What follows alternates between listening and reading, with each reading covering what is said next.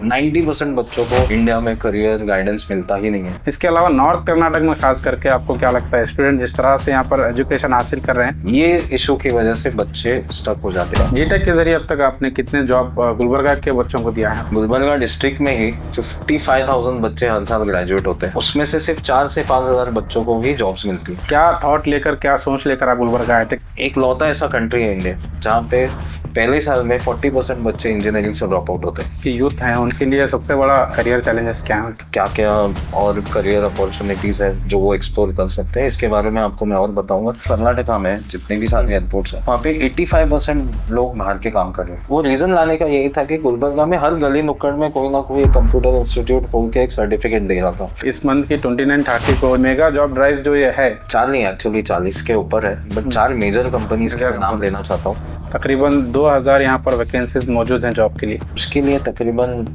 5,000 लोग उनको साल भर में चाहिए। इमीडिएटली जिस दिन उनका जो रेज्यूमे हम मेजर मिल जाएगा, 1 वीक के अंदर उनका ऑनबोर्डिंग करने का जो प्रोसेस है वो हम लोग कर देंगे। हेलो एवरीवन, मैं वसीम सलीम गुलबर्गा हेडलाइंस से। आज हमारे स्टूडियो में अनिकेश जी मौजूद हैं। जिस तरह से अनिकेश जी गुलबर्गा में ग्राफेन एकेडमी और जीटेक इंस्टीट्यूट के लिए काफ़ी मशहूर हैं।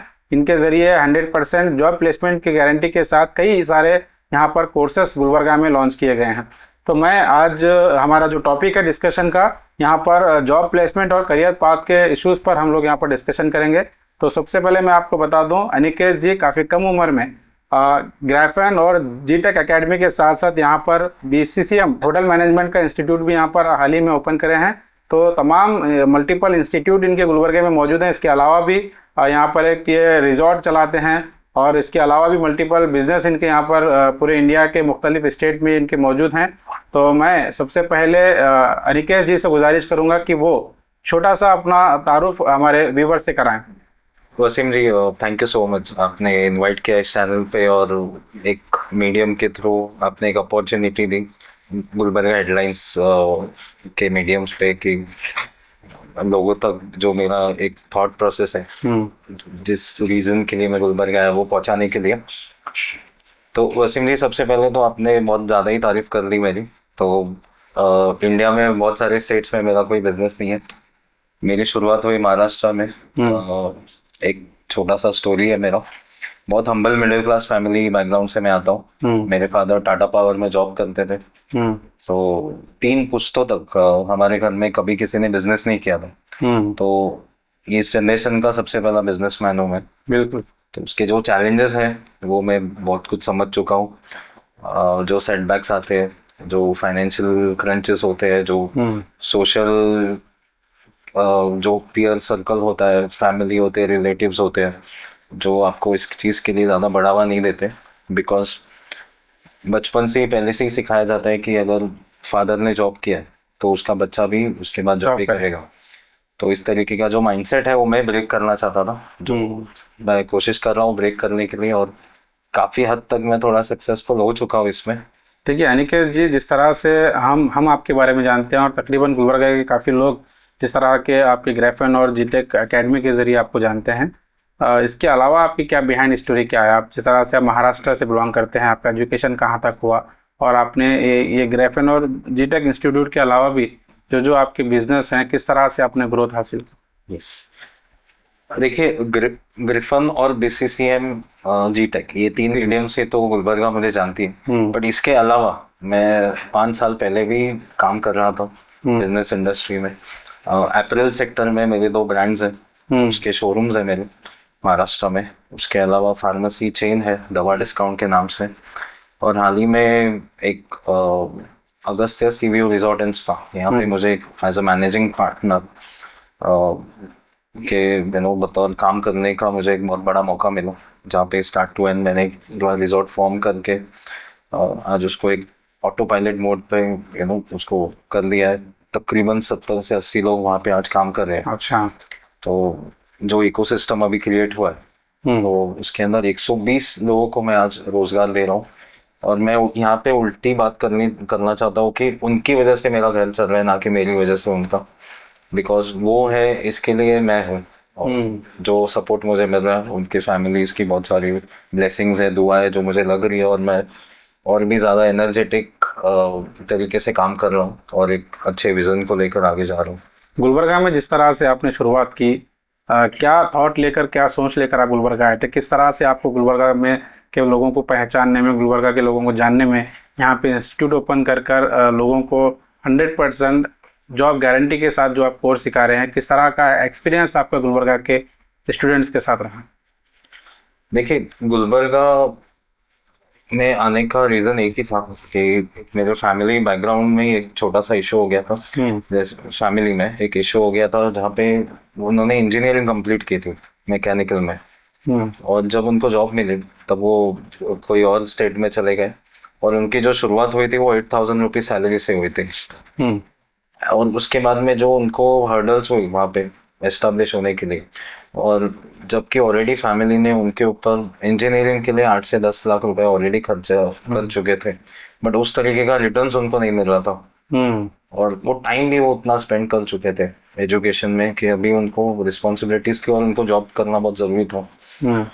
तो ये जो मैंने एक्सपीरियंस देखा, उसके बाद में मैंने डिसाइड किया कि गुलबर्गा में थोड़ा सा अपने एंड पे रिसर्च करते हैं। तो बहुत सारे स्टैटिस्टिक्स पे मैं कंक्लूड कर रहा हूँ यहाँ पे, जो कि मैं आगे डिस्कशन में आपको बताऊंगा कि क्या क्या इश्यूज चल रहे हैं यहाँ पे, और कितने लोग बेरोजगार हैं, इंजीनियरिंग स्टूडेंट्स के साथ क्या हो रहा है, मेडिकल स्टूडेंट्स के साथ क्या हो रहा है, क्या क्या और करियर अपॉर्चुनिटीज है जो वो एक्सप्लोर कर सकते हैं, इसके बारे में आपको मैं और बताऊंगा।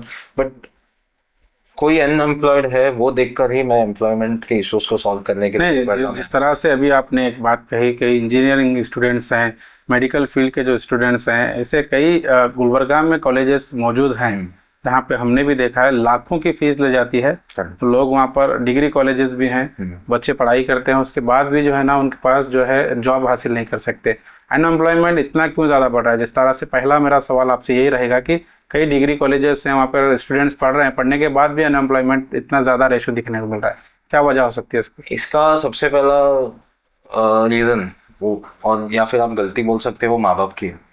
ठीक है, एक ट्रेडिशन हम लोग फॉलो कर रहे हैं बचपन से कि अगर 90% बच्चा स्कोर करता है 10th में तो उसको साइंस चूज करने बोलते हैं, 70% करता है तो कॉमर्स, 50% करता है तो आर्ट्स। तो ये जो ट्रेडिशन चलते आ रहे हैं पहले से, तो ये थोड़ा सा गलत है।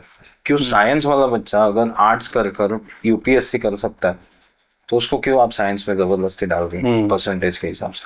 कॉमर्स वाला बच्चा भी साइंस कर सकता है, ठीक है। तो उसको आप जो करियर पाथ दे रहे हो, सबसे पहले तो रॉन्ग गाइडेंस है, और वो उसमें वो माँ बाप की भी गलती नहीं है, एक सोसाइटी का वो प्रेशर है जो पहले से चलता आ रहा है कि परसेंटेज डिसाइड करेगा कि बच्चा कॉमर्स लेगा, आर्ट्स लेगा या साइंस लेगा, ना कि उसका मन। ये इशू की वजह से बच्चे स्टक हो जाते हैं। 90% बच्चों को इंडिया में करियर गाइडेंस मिलता ही नहीं है।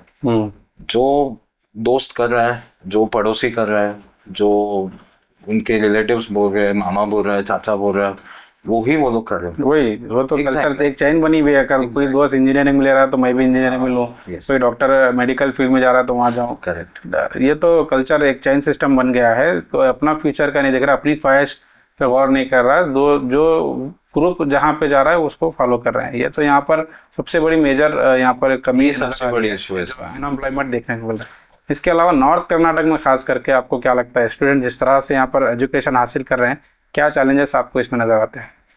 देखिए, एक छोटा सा स्टेटिस्टिक्स है मेरे पास, गुलबर्गा का ही बता रहा हूँ। नॉर्थ कर्नाटक तो अभी फिर भी बड़ा हो गया।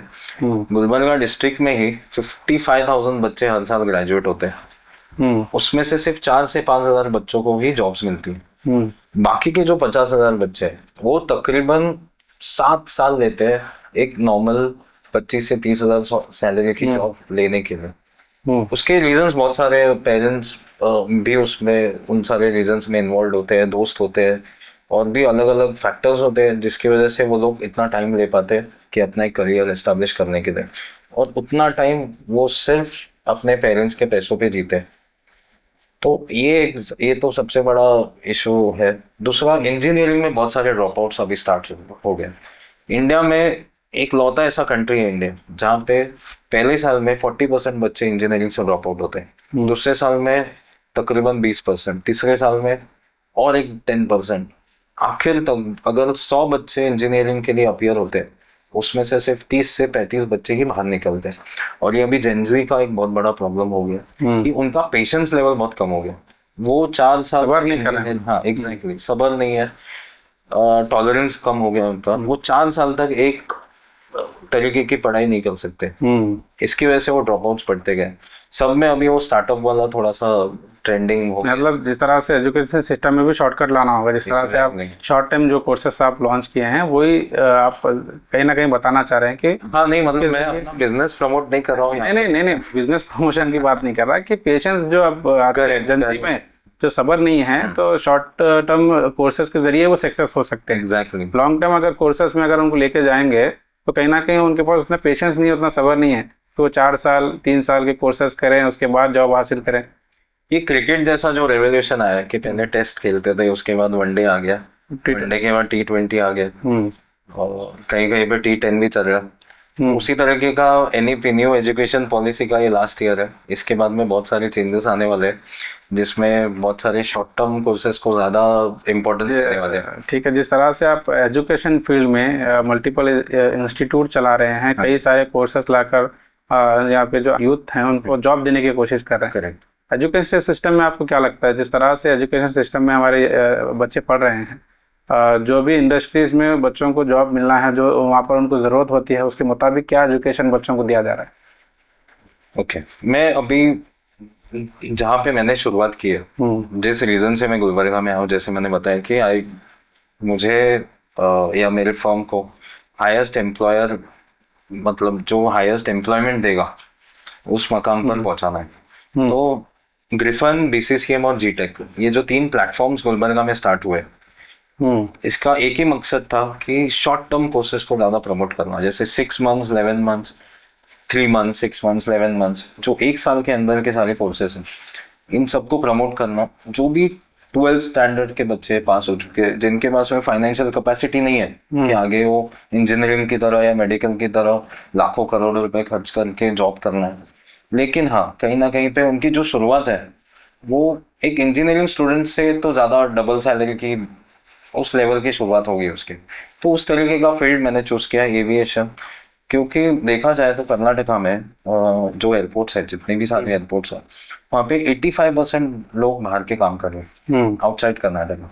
15% लोग हैं जो on payroll government of Karnataka के एयरपोर्ट्स पे काम करते हैं।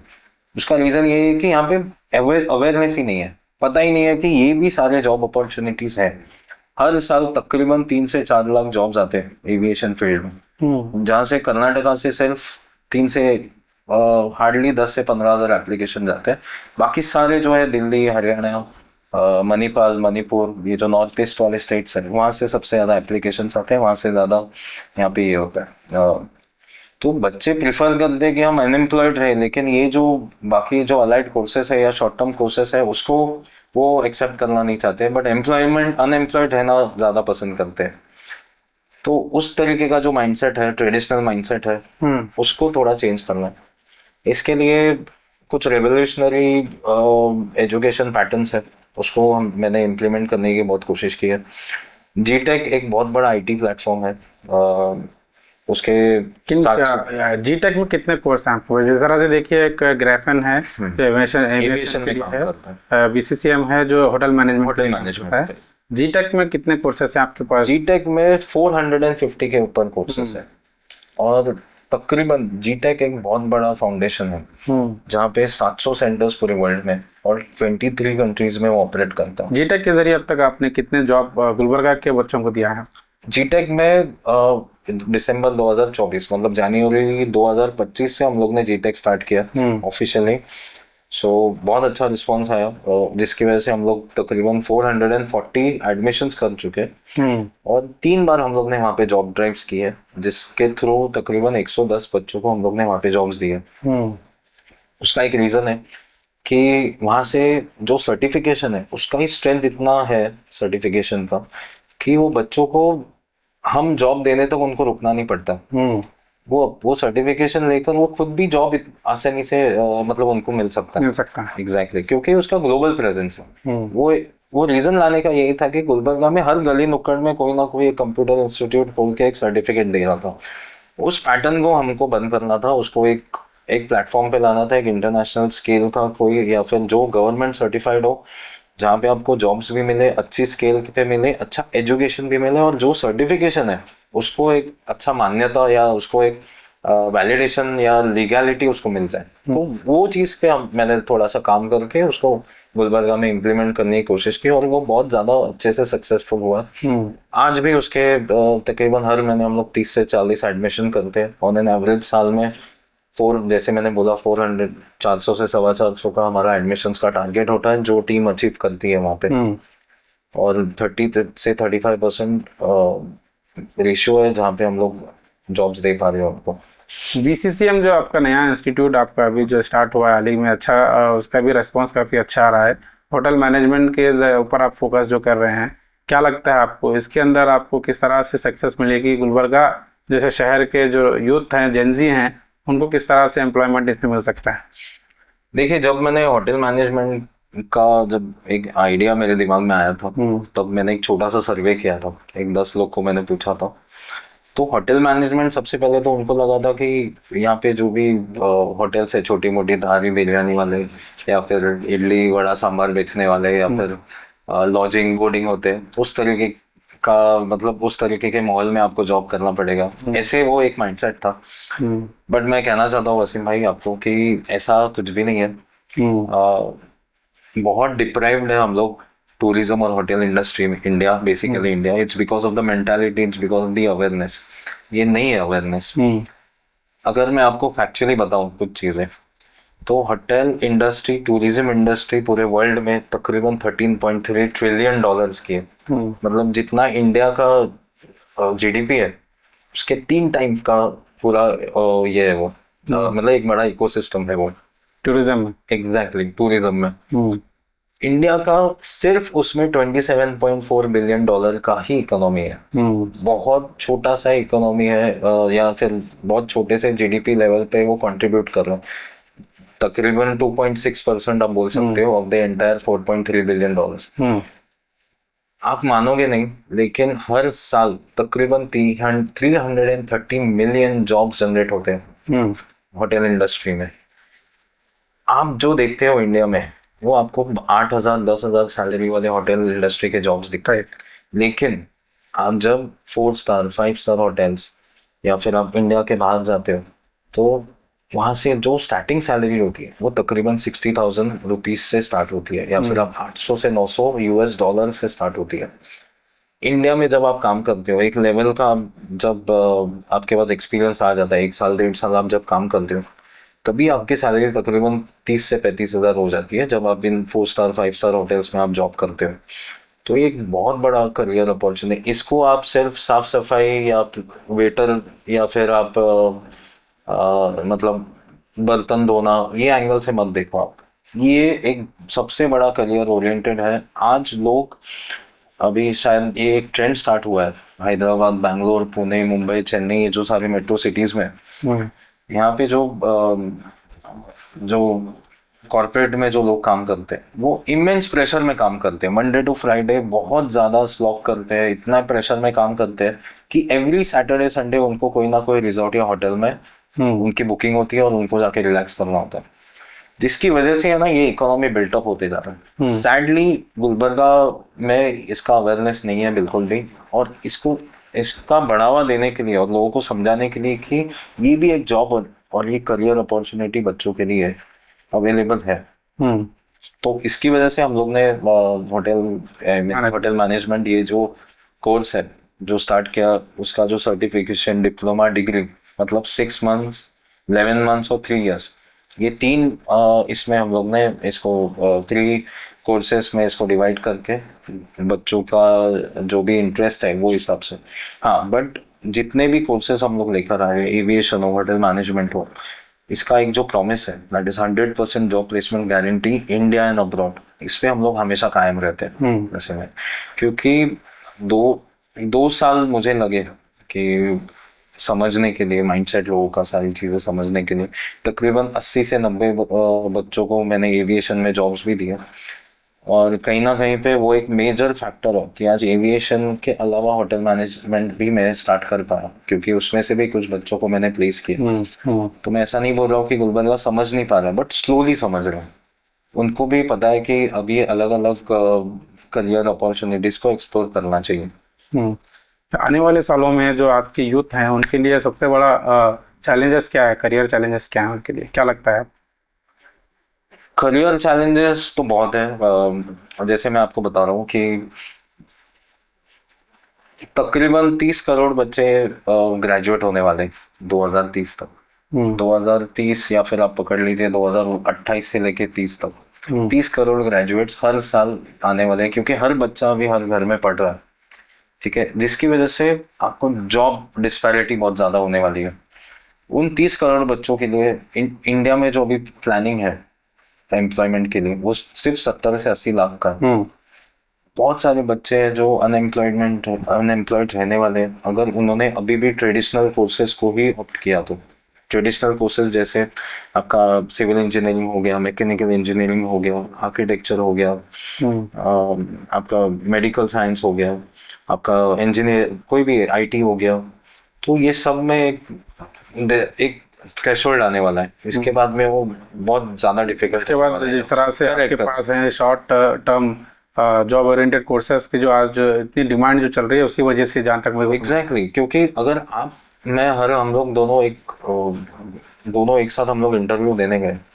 ठीक है, आपने इंजीनियरिंग की है मैकेनिकल, लेकिन मैंने भी मैकेनिकल इंजीनियरिंग की है, लेकिन उसके साथ मैं ऑटोकैड भी मैंने एक एडिशनल कोर्स कर लिया। तो वसीम भाई ऑब्वियसली लोग मुझे ज्यादा मतलब प्रेफरेंस देंगे और वो जॉब मुझे दे देंगे। तो आपको सिर्फ इंजीनियरिंग करना यही आपका गोल या मोटिव होना चाहिए। ट्रेडिशनल कोर्सेज के साथ साथ शॉर्ट एड ऑन भी करना चाहिए, शॉर्ट टर्म कोर्सेज भी करना चाहिए, जो अभी भी हो रहा है। अभी भी जो लोग आईटी में काम कर रहे हैं, पता नहीं होगा शायद, बट जो भी लोग आईटी में काम कर रहे हैं उनको हर साल एक सर्टिफिकेशन लेना होता है जॉब करते हुए, तब उनकी जॉब बची हुई रहती है। जॉब करते हुए एडिशनल ऐड ऑन लेना ही होता है उनको, तो ही उनका जॉब को ऐड ऑन करना है। एग्जैक्टली, जैसे एआई आ गया, एआई में भी बहुत सारे टूल्स है जो उनको सीखने होते हैं। तो वो सारी चीजें हम लोग भी देते हैं, बट ये प्रॉब्लम आने वाला है कि आपको सिर्फ एक ही चीज करनी नहीं होगी, एक चीज के साथ में आपको ऐड ऑन करने होंगे, 2 हो या 3 हो, ताकि आप हमेशा रेस में आगे रहो जॉब। जिस तरह से अभी आपने होटल मैनेजमेंट को लेकर टूरिज्म के ऊपर जो बात की, इंडिया में जिस तरह से टूरिज्म की कमी नजर आ रही है, क्या लगता है आपको किस तरह से यहाँ पर ग्रोथ होनी चाहिए? देखिए, जैसे अवेयरनेस का बहुत बड़ा गैप है और लोगों को समझ में नहीं आ रहा है कि ये कितना बड़ा इकोनॉमी है। तो मैं आपको थोड़ा एक इन शॉर्ट बताना चाहता हूँ कुछ फिगर्स में। अगर आपने कभी पेरिस का आईफिल टावर इस पे थोड़ा रिसर्च किया तो तकरीबन 24 मिलियन विजिटर्स है वहाँ पे, और वहाँ का पॉपुलेशन सिर्फ 2.5 लाख है। अच्छा, 24 मिलियन मतलब 2.2 करोड़ 40 लाख लोग वहाँ पे बाहर से आते हैं। पॉपुलेशन 2.5 लाख है, सिर्फ 2.5 लाख है, लेकिन वो सिर्फ एक आईफिल टावर देखने के लिए तकरीबन 2.5 करोड़ लोग आते हैं, और जिनकी वजह से उनका पेरिस पूरा चल रहा है। मेरे को समझ में आता है सिर्फ वहाँ पर आईफिल टावर के अलावा वहाँ का जो इन्वायरमेंट है, हाँ जी, जहाँ पर वहाँ के लोग हैं, जहाँ पर वहाँ पर सफाई है, जिस तरह से वहाँ के लोग हैं, वो भी बहुत मायने रखता है। जिस तरह की यहाँ के इंडिया के अगर आप हालात देखेंगे, यहाँ की सड़कें देखेंगे, यहाँ का पोल्यूशन देखेंगे, तो ये भी तो मायने रखता है ना उन चीजों में। ये इसी चीज पे मैं आने वाला था आपको। मैं आगे एक छोटी सी स्टोरी है जो मैं आपको बताता हूँ, जो हकीकत भी है। और वही इंडिया में आप डिस्पैरिटी देखोगे तो इंडिया में तकरीबन 140 करोड़ का पॉपुलेशन है, सिर्फ 11 मिलियन मतलब 1 करोड़ 10 लाख टूरिस्ट आते हैं इंडिया में हर साल। तो आप देख रहे हो कि कितना बड़ा इश्यू है ये। इसका रीजन ये है कि टूरिज्म या फिर होटल इंडस्ट्री को उस लेवल से इंडियंस देखते नहीं है। स्लोली ये बिल्ड होते जा रहा है, ये जनरेशन उसको एक्सेप्ट करके आगे लेकर जा रहा है। इसमें अभी और भी इश्यूज है। आपको अगर पता हो, बोध गया सिटी है, जो बुद्धिस्ट जो गौतम बुद्ध जी है, उनको वहाँ पे एनलाइटमेंट मिला, जो जिस ट्री के नीचे वो बैठे थे, वो तो सबसे बड़ा मतलब वो एक इंडिया ईस्ट का वेटिकन सिटी आप बोल सकते हो उसको। बिल्कुल, जैसे उस तरफ वेस्ट साइड में तो ईस्ट का ये वेटिकन सिटी है। हाँ, और बुद्धिस्ट तकरीबन 535 मिलियन पॉपुलेशन है पूरे दुनिया में। आपका चाइना लीजिए, जापान लीजिए, या फिर जो ईस्टर्न कंट्रीज है, एशियन कंट्रीज है, ये सब मिला के 535 मिलियन पॉपुलेशन है उनका, और सिर्फ 0.4 मिलियन पॉपुलेशन विजिट करता है बोध गया। उसका एक ही रीजन है, वहाँ का इंफ्रास्ट्रक्चर। इंडिया में तकरीबन 40 वर्ल्ड हेरिटेज साइट्स हैं, और अगर आप देखोगे तो 0.4 मिलियन लोग ही बोध गया ट्री को, बुद्धिस्ट लोग वहाँ पे जाते हैं, उसको विजिट करते हैं और आते हैं। उसका रीजन ये है कि वहाँ पे जो इंफ्रास्ट्रक्चर पे जो बजट गवर्नमेंट को बनाना चाहिए या फिर लोकल म्युनिसिपल कॉर्पोरेशन को बनाना चाहिए, बना नहीं रहे हैं। जो एक फ्लॉप पिक्चर जैसे आदि पुरुष को उन्होंने 500 करोड़ दिया, वो ही बजट पे वो आज मेंटेन कर रहे हैं उसको, जो कि वो 5,000 50,000 करोड़ तक जाना चाहिए। वहाँ पे भी ताज होटल या फिर बड़े बड़े 5 स्टार अकॉर्ड ग्रुप, नोवोटेल, हयात, ग्रैंड हयात, ये सारे होटल्स वहाँ पे आना चाहिए। उसको टूरिज्म में बढ़ावा देना चाहिए। इस रीजन की वजह से हम लोग कहीं ना कहीं पे इस चीज में बहुत पीछे है वसीम भाई। अगर इंडिया और वर्ल्ड के बीच में अगर होटल्स के का अगर कंपैरिजन करते हैं तो दुबई में सबसे ज्यादा होटल्स है इंडिया से। अगर इंडिया इतना बड़ा है फिर भी दुबई स्मॉल सिटी है, वहाँ पे 20 मिलियन रूम्स अवेलेबल है और इंडिया में सिर्फ 0.2 मिलियन। आप समझ रहे हो ये जो गैप है कि 20 मिलियन रूम्स मतलब तकरीबन 2 करोड़ होटल रूम्स अवेलेबल है और इंडिया में 0.2 मिलियन विच इज 20 लाख। और जैसे मैंने आपको बोला कि इंडिया का कम से कम 330 मिलियन लोग एटलीस्ट बाहर जॉब्स के लिए होटल इंडस्ट्री में या फिर टूरिज्म इंडस्ट्री में कम से कम जॉब्स में होने चाहिए, जो कि नहीं हो पा रहा है। सिर्फ 33 मिलियन लोग ही एम्प्लॉयड है पूरे वर्ल्ड में, जो कि 330 मिलियन तक जा सकता है, विच इज 33 करोड़। इतना कैपेसिटी है कि इंडियन लोग बाहर के देशों में टूरिज्म में या इंडिया में ही एम्प्लॉयड हो सकते हैं। ठीक है, जिस तरह से आपका BCCM इंस्टीट्यूट है, इसके ज़रिए आप लोग कौन सी स्ट्रेटेजी अपना रहे हैं यूथ में इसके लिए अवेयरनेस लाने के लिए? हम लोग जो ट्रेडिशनल या फिर जो अभी ट्रेंडिंग है, भले वो पता है कि एक मतलब वो थोड़ा बच्चों के लिए प्लस एंड माइनस भी हो सकता है या फिर वो पॉजिटिव नेगेटिव भी हो सकता है, बट हेल्पलेस होके मुझे इंस्टाग्राम और फेसबुक ये मीडियम्स पे ही ज़्यादा उसको प्रमोट करना पड़ रहा है, क्योंकि आजकल प्रिंट मीडिया, न्यूज़पेपर ये सब बंद होते जा रहे हैं। इसको ज़्यादा कोई देख नहीं रहे, लोग जो सुन रहे हैं और जो देख रहे हैं उस पर ही ज़्यादा बिलीव कर रहे हैं, ना कि डिजिटल हो गया तो। एग्जैक्टली। तो इंस्टाग्राम फेसबुक के थ्रू हम लोग अलग अलग मीडियम्स के थ्रू लोगों को तक पहुंच रहे, अवेयरनेस पहुंचा रहे। और हमारे जो अचीवमेंट्स है, बच्चों को जो प्लेसमेंट दिया हुआ है, क्योंकि 6 साल का एक बड़ा फाउंडेशन है ये। गुलबर्गा में तो ये 2 साल पहले आया, बट ये जो पीछे से जो टीम है जो दिल्ली नोएडा में बेस्ड है, फ्रांस में, ऑस्ट्रेलिया में, कनाडा में, तो ये लोग पिछले 6 साल से इस पर काम कर रहे हैं और तकरीबन 600 से ज़्यादा बच्चों को जॉब्स दिया है इन्होंने। तो उस चीज़ पे हम लोग आज भी कायम है 100% जॉब प्लेसमेंट के लिए। ये AI और जो टेक्नोलॉजी का जो ये दौर है, इसमें कौन सी फील्ड में आपको सबसे ज़्यादा करियर नज़र आता है बच्चों को? सिर्फ AI नहीं बोल सकते हम लोग, बट 4 फील्ड है जो काफी ट्रेंडिंग है फिलहाल। जैसे आर्टिफिशियल इंटेलिजेंस, रोबोटिक्स तो हो गया। Second data science and data analytics, तो ये भी एक टेक्नोलॉजी में जाना होता है, तो ये भी एक बहुत इम्पोर्टेंट फील्ड हो चुका है अभी। तीसरा है क्लाउड कंप्यूटिंग, साइबर सिक्योरिटी, ये भी बहुत इम्पोर्टेंट है, क्योंकि अगर आपने देखा होगा कि जियो ने अभी इंडिया में मेटा के साथ में बहुत बड़ा इन्वेस्टमेंट किया, जहाँ पे तकरीबन 5.5 लाख करोड़ का डेटाबेस, AI डेटाबेस सेंटर वो लोग क्रिएट कर रहे हैं। सो जहाँ पे वो डेटा स्टोर होने वाला है। तो वो एक हो गया। आपका मैकेनिकल इंजीनियरिंग में ऑटोमेशन एक नया चीज आया हुआ है, ये भी बहुत ट्रेंडिंग है। तो ये 4 चीजें हैं जिसको लेकर आप आगे बढ़ सकते हो और आपको इंडिया और इंडिया के बाहर भी जॉब्स मिल सकती है। इसके अलावा जो अभी इस मंथ की 29-30 को जो मेगा जॉब जो यहाँ पर चलाया जा रहा है, उसके बारे में हम लोग बात करेंगे। जिस तरह से ग्राफेन एकेडमी और गुलबर्गा हेडलाइंस के कोलैबोरेशन में तकरीबन 2000 यहाँ पर वैकेंसीज मौजूद हैं जॉब के लिए, तो इसके लिए थोड़ा सा हम बात करेंगे। ये जो ग्राफेन एकेडमी है गुलबर्गा हेडलाइंस के साथ जब हमारी बातचीत हुई, तो बेंगलुरु, हैदराबाद और तमिलनाडु ये तकरीबन 40 के करीब कंपनीज ऐसे हैं जो वहाँ पर जो है ना 2000 से ज़्यादा आप लोगों को जॉब मिल सकते हैं। तो इसका जो मेगा जॉब ड्राइव जो ये है, इसके बारे में मैं चाहूँगा अनिकेत सर आप जो है ना इसको डिटेल में एक्सप्लेन करें हमारे व्यूवर्स को, किस तरह से यहाँ पर जॉब लग रहे हैं, कौन कौन सी कंपनीज के यहाँ पर जो है ना जॉब आप देने की कोशिश करेंगे। राइट। सो जीटेक ने एक एक्सक्लूसिव कॉन्ट्रैक्ट किया हुआ है 3 साल का। इसमें एक 4 कंपनीज मौजूद है, 4 नहीं एक्चुअली 40 के ऊपर है, बट 4 मेजर कंपनीज के मैं नाम लेना चाहता हूँ। सबसे पहला तो एक आईफोन मैन्युफैक्चरिंग कंपनी है, टाटा इलेक्ट्रॉनिक्स, जो अभी आईफोन 18 जो लॉन्च होने वाला है उसका जो प्री मैन्युफैक्चरिंग है तो वहाँ से ही शुरुआत होने वाला है। तमिलनाडु के होसूर प्लांट में इसका मैन्युफैक्चरिंग हो रहा है। उसके लिए तकरीबन 5,000 लोग उनको साल भर में चाहिए, तो जिसके लिए हम लोग ने कमिट किया है एज अ जीटेक कि तकरीबन 2,000 बच्चों को तो एटलीस्ट हम लोग देंगे। और इसमें एक चीज़ बहुत अच्छी हुई है कि वुमेन एम्पावरमेंट का ये जो एक है उसमें हम लोग ने प्रमोट करने के लिए बहुत कोशिश की है कि वुमेन्स को ज़्यादा जॉब्स मिले वहाँ पे।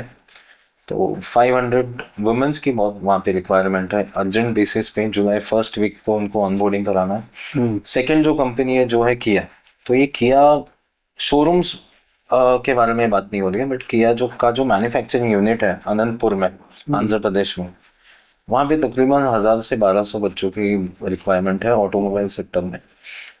उसके बाद में मिंडा एक कंपनी है जो ऑटोमोबाइल सेक्टर्स में जो पार्ट्स बनाते हैं। अदर देन दैट हैदराबाद में भी कुछ कंपनीज हैं जो ऑटोमोबाइल सेक्टर्स में काम करते हैं। तो ये जो जॉब रोल है टोटली वो टेक्निकल, ऑपरेशनल और असेंबली, ये जो 3 अलग अलग डिपार्टमेंट्स हैं उसके रिलेटेड होगा। एक छोटा सा ट्रेनिंग है जो जीटेक उनको प्रोवाइड करेगा। और इमीडिएटली जिस दिन उनका सीवी या फिर उनका जो रेज्यूमे हमें जब मिल जाएगा स्टूडेंट का, तो उसको हम लोग प्रोसेस करके उनको सेम डे या उसके नेक्स्ट डे उनको ऑफर लेटर देकर 1 वीक के अंदर उनका ऑनबोर्डिंग करने का जो प्रोसेस है वो हम लोग कर देंगे। तो इसके लिए आपने ही बहुत ज़्यादा हमको हेल्प किया है, बस ये बताइए इस जॉब ड्राइव में कौन कौन से स्टूडेंट्स इसमें अप्लाई कर सकते हैं, क्या एजुकेशन की रिक्वायरमेंट्स इसमें होगी? इसमें 10th पास, 12th पास हो, बीकॉम हो या फेल भी हो रहेंगे, तो इन सारे आईटीआई के बच्चे हैं या उनके लिए भी कुछ रिक्वायरमेंट्स हैं, ये सारे बच्चे कर सकते हैं। आपकी एज लिमिट 35 तक होगी, मिनिमम 18 ईयर्स का एज होना चाहिए उनका और मैक्सिमम 35 ईयर्स। और अगर 10th फेल भी है तो भी उनको लोडिंग अनलोडिंग का तो जॉब मिल ही जाएगा, बट 10th पास है उसके ऊपर है तो असेंबली ऑपरेटर या फिर टेक्नीशियन ये रोल उनको दिया जाएगा, वो भी ट्रेनिंग के साथ। बहुत सारे फैसिलिटीज़ भी दे रही है कंपनीज, जैसे उनको free food, free accommodation, medical insurance भी मिल रहा है उनको, ESIC मिल रहा है, PF मिल रहा है, ये सारा जो पैकेज है। और तकरीबन 19,000 तक उनको सैलरी भी मिल रही है। और अगर आप 6 महीना उनके कंपनी के साथ में काम करते हो तो आप ऑन बोर्ड पेरोल पे 6 मंथ्स के बाद आप डायरेक्टली आप कंपनी के साथ ट्रांसफ़र हो जाते हो। और फिर जो बेनिफिट्स है, जो ग्रोथ है, जो बाकी सबको मिल रहा है परमानेंट एम्प्लॉइज़ को, वो भी आपको मिलना स्टार्ट हो जाएगा। राइट। तो बिल्कुल यहाँ पर मैं भी एक बात ये कहना चाह रहा हूँ कि जो जिस तरह से गुलबर्गा में ये जो मेगा जॉब ड्राइव चलाया जा रहा है, इसमें ना सिर्फ गुलबर्गा बल्कि गुलबर्गा के अलावा दीगर डिस्ट्रिक्ट से और दीगर स्टेट से भी कई सारे लोग जो है यहाँ पर अप्रोच हुए हैं। तो अगर आप लोग अब तक अप्रोच नहीं हुए हैं तो आप लोग भी, अगर आप जॉब की ज़रूरत है आपको या आपके रिश्तेदार में या आपके घर में या आपके दोस्तों में किसी को भी जॉब की ज़रूरत है, तो ज़रूर आप जो है ना ग्राफेन एकेडमी से कांटेक्ट कर सकते हैं। वहाँ पे आपको काफ़ी सारी अपॉर्चुनिटीज़ हैं जॉब की, ज़रूर आपको वहाँ पर जो है ना जॉब दिलाया जाएगा। तो आप ज़रूर ज़रूर विजिट करिए ग्राफेन एकेडमी को, उनसे कांटेक्ट करिए, आपको वहाँ पर ज़रूर जॉब लगाई जाएगी। इसी के साथ साथ मैं आखिर में रिक्वेस्ट करूंगा अनिकेत जी से, जिस तरह से आप इंस्टीट्यूट्स चला रहे हैं उसके ज़रिए आप आखिर में क्या मैसेज देंगे यूथ को, नौजवानों को, जो आपके पास शॉर्ट टाइम कोर्सेस हैं उसके आपके पास विजिट करके क्या बेनिफिट हमारे व्यूअर्स हासिल कर सकते हैं? जो भी बच्चे हैं जो 12th पास या फिर ग्रेजुएट हो चुके हैं, जिनके पास में अभी आगे और पढ़ने के लिए पेशेंस नहीं है या फिर फाइनेंशियल प्रॉब्लम है या फिर पेरेंट्स को आपको सपोर्ट करना है या हेल्प करना है और इमीडिएटली जॉब चाहिए, तो उन सब के लिए ग्रिफिन हो या BCCM हो या जीटेक आपके लिए हमेशा अवेलेबल रहेगा। एक चीज़ मैं आपको अश्योर कर सकता हूँ, हमारे यहाँ पे 100% जॉब प्लेसमेंट गारंटी है। जो पिछले 3 साल से हम लोग इस चीज़ को कम्युनिकेट कर रहे हैं और आगे हमेशा हम लोग करते रहेंगे। और जैसे 600 से करीब बच्चों को हमने जॉब दिया है और हमारा टारगेट है कि तकरीबन अगले 3 या 4 साल में हमको 6,000 तक लेकर जाना है। तो मैं शुक्रिया अदा करना चाहता हूँ वसीम जी का, जो सीईओ है गुलबर्गा हेडलाइंस के, जिन्होंने एक प्लेटफॉर्म पर मुझे आज बुलाकर जो मैं काम कर रहा हूँ उसको प्रमोट करने के लिए मुझे मौका दिया। So I am very thankful for this opportunity. And Gulbarga को भी, मैं गुलबर्गा की सारी आवाम को मैं शुक्रिया अदा करना चाहता हूँ, क्योंकि एक बहुत छोटे से ऑफिस से मेरी शुरुआत हुई थी 2 साल पहले। कभी लगा नहीं था कि मतलब और 2 भी एकेडमीज इसके साथ में फॉर्म हो जाएंगी, बट आज बहुत सारे लोगों की दुआ है और आज तकरीबन 600 से 700 स्टूडेंट्स को हम हर साल यहाँ पे ट्रेन कर रहे हैं और तकरीबन काफ़ी लोगों को हम लोग जॉब्स भी दे रहे हैं। और इस कोशिश को हमेशा कायम रखेंगे। Thank you. बहुत बहुत शुक्रिया अनिकेश जी। जिस तरह से अभी आप सुन रहे थे ग्राफेन एकेडमी और जीटेक और बीसीसीएम एकेडमीज के ज़रिए जो भी यहाँ पर शॉर्ट टर्म कोर्सेज के ज़रिए आपने बताया, यहाँ पर स्टूडेंट्स को 100% जॉब गारंटीज के साथ आपके पास ट्रेन किया जा रहा है। तो मैं यहाँ पर आपका शुक्रिया अदा करना चाहूँगा कि आप जो यहाँ पर आए गुलबर्गा में, इतने बेहतरीन इंस्टीट्यूट के ज़रिए आप यहाँ के अनएम्प्लॉयड स्टूडेंट्स को, नौजवान जो परेशान हैं, उनको शॉर्ट टर्म कोर्स के ज़रिए आप उनको उनकी लाइफ में आगे बढ़ने का मौका दे रहे हैं। तो मैं आखिर में हमारे व्यूवर्स से और एक बार रिक्वेस्ट करूंगा, जो भी लोग जॉब की तलाश में हैं या परेशान हैं या फाइनेंशियल प्रॉब्लम्स के ज़रिए आगे और एजुकेशन को कंप्लीट नहीं कर सकते, तो आप ज़रूर इनके इंस्टीट्यूट के ज़रिए शॉर्ट टर्म कोर्सेज सीख कर ना सिर्फ इंडिया बल्कि इंडिया के बाहर भी आप जो है ना जॉब हासिल कर सकते हैं। बहुत बहुत शुक्रिया।